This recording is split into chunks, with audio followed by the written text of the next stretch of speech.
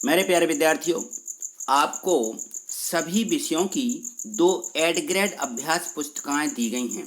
ये जो add grade अभ्यास पुस्तिकाएं हैं, इनको हमें 15 जनवरी से 2 फरवरी तक भरकर स्कूल में जमा करनी है, जिससे कि जो हमें शिक्षक पढ़ाते हैं, जो टीचर हैं, वह इसको चेक करेंगे और चेक करके इसमें नंबर भी देंगे।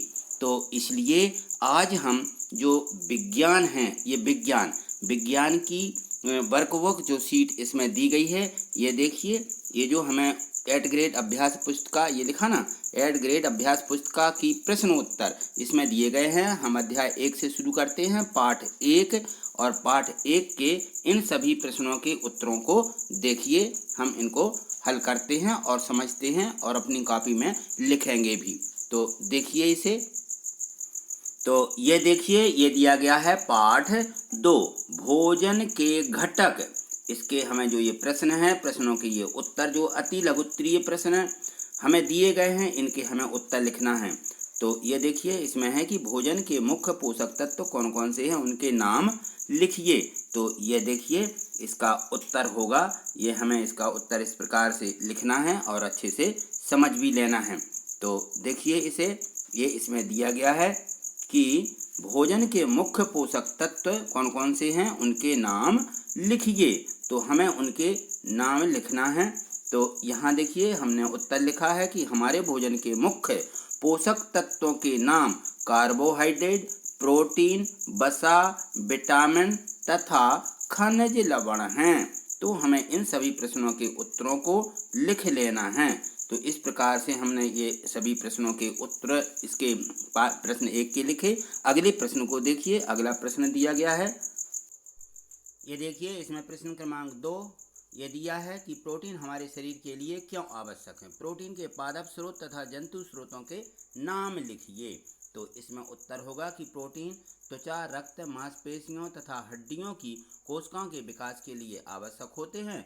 जंतुओं के शरीर के लिए कुछ आवश्यक प्रोटीन, एंजाइम, हार्मोन और ये सब होने वाला प्रोटीन, सिकुड़ने वाला प्रोटीन, सार्थक संरचनात्मक प्रोटीन और सुरक्षात्मक प्रोटीन। इस प्रकार से हमें ये सभी प्रोटीन के नाम लिख लेना है। अगला प्रश्न देखिए, प्रश्न क्रमांक 3 दिया गया है। इसमें लिखा है कि आहारी रेशे के मुख्य स्रोत कौन कौन से हैं, इसका क्या कार्य है।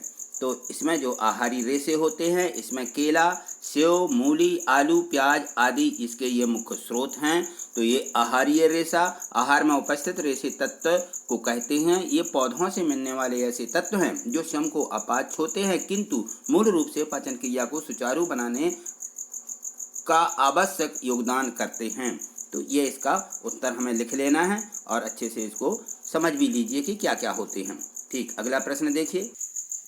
तो प्रश्न क्रमांक 5 को देखिए। इसमें दिया था कि कार्बोहाइड्रेट के प्रमुख स्रोतों को चित्र बनाकर उनके नाम लिखिए। तो ये देखिए, मैंने इनके चित्र बनाए हैं जो इसके प्रमुख स्रोत हैं कार्बोहाइड्रेट के।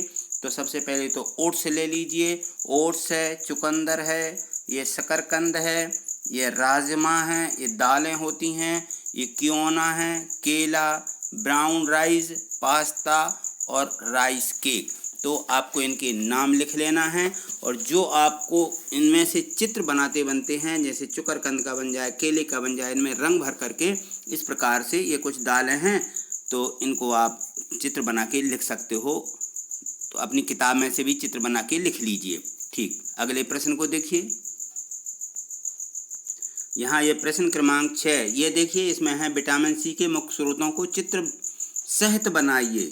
तो हमें जो विटामिन सी मिलता है, जो उसके किस किस वस्तुओं से मिलता है, कौन कौन सी होती हैं, तो इसमें देखिए ये सभी हमने इसमें लिख भी दिए हैं और देखिए ये पूरे उसके चित्र हैं। तो इसके स्रोत जो होते हैं विटामिन सी के, इसमें है टमाटर, संतरा, खट्टे फल, मिर्चे, अंकुरित अनाज, आलू। ये रोग कौन कौन से इसकी कमी से रोग होते हैं, स्कर्वी रोग, हड्डियों का कम विकास, घावों का देर से भरना और मसूड़ों से खून बहना। यदि हमारे ये सी जो विटामिन है ये नहीं मिलता है, तो ये हमारे उसके रोग हो सकते हैं। तो चलिए अगला प्रश्न देखिए। ये देखिए, प्रश्न क्रमांक 7 दिया गया है, अभावजन्य रोग किसे कहते हैं। तो वे रोग जो लंबी अवधि तक पोषण तत्वों के अभाव से होते हैं उन्हें अभाज्यजन्य रोग कहते हैं। एक या अधिक तत्वों का अभाव हमारे शरीर में रोग पैदा कर सकता है। सभी अभावजन्य रोग से बचाव संतुलन आहार से किया जा सकता है। तो हमें कोई भी तत्व की कमी आ जाती है वो कहलाता है अभाव। ठीक, अगला प्रश्न देखिए। प्रश्न क्रमांक 8 ये दिया गया है, संतुलित आहार हमारे शरीर के लिए क्यों आवश्यक है? तो इसका उत्तर है कि संतुलित आहार अनेक रोगों और संक्रमण रोगों को रोकने में सहायक होते हैं। इसमें मौजूद पोषक तत्व हमारे रोग से लड़ने की शक्ति प्रदान करते हैं। यह मनुष्य के मानसिक क्षमता और स्मरण शक्ति में वृद्धि करता है। संतुलित आहार आयु और लंबाई के मुताबिक उचित शारीरिक वजन को बनाए रखने में भी काफ़ी सहायक होता है। ठीक, इसका ये अगला प्रश्न देखिए।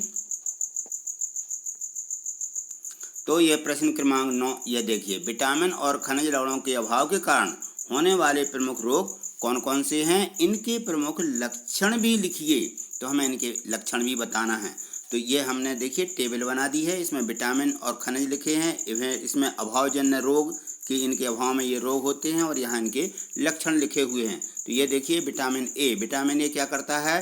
क्षीणता, दृष्टिहीनता, इसमें दृष्टिहीन माने आँखों का रोग होता है इससे। और इसके लक्षण होते हैं कि कमजोर दृष्टि, अंधेरी रात में कम दिखाई देना, कभी कभी पूरी तरह से दिखाई देना बंद हो जाता है। तो ये विटामिन ए की कमी के कारण होता है। विटामिन ये देखिए बी रहता है, विटामिन बी की कमी से कौन सा रोग होता है? बेरी का रोग होता है। इसमें दुर्बल मांसपेशियां और काम करने की ऊर्जा में भी कमी होती है। विटामिन सी देखिए, इससे स्कर्वी रोग होता है, मसूड़ों में खून का निकलना, घाव भरने में अधिक समय लगना, ये विटामिन सी की कमी से होता है। विटामिन डी, इसमें रिकेटस दिया गया है, रोग अस्थियों का मुलायम होकर मुड़ जाना, ये इसे विटामिन डी की कमी के कारण होता है। और इसमें देखिए एक कैल्शियम में की कमी, अस्थियां और दंत क्षय, कमजोर अस्थियां और दंत क्षय होता है। आयोडीन की कमी से घेंगा यानी गायटर का रोग होता है और गर्दन की ग्रंथि का फूल जाना।